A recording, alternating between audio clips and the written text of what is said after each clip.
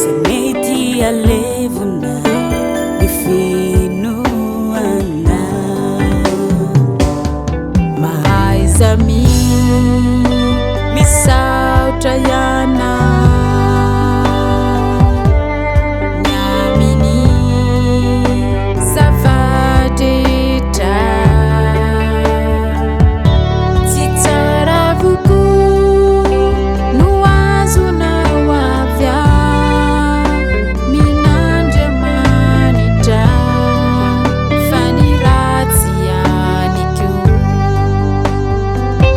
Ny fahaizanao mankasitraka an'Andriamanitra zany no tiany hatongavana avy aminao, tsy amelanao irery na mitanondrika fa ho avy izy ampandresy anao.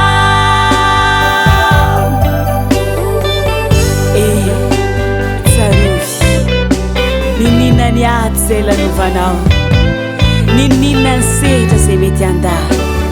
Tsarovy fa tsy andao anao Jesosy, namelanao irery.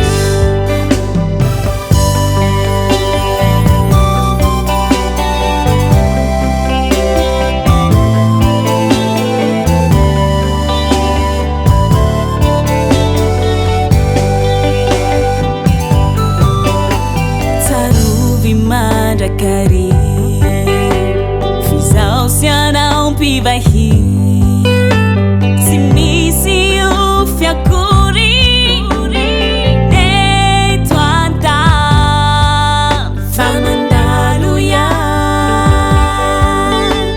Izao sy anao ka mba andao hifanasoa.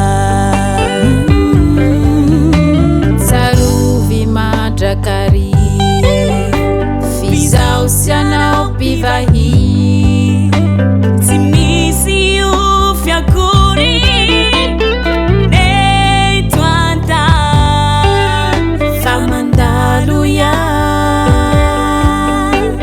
izao sy anao ka mba andao hifanasoa.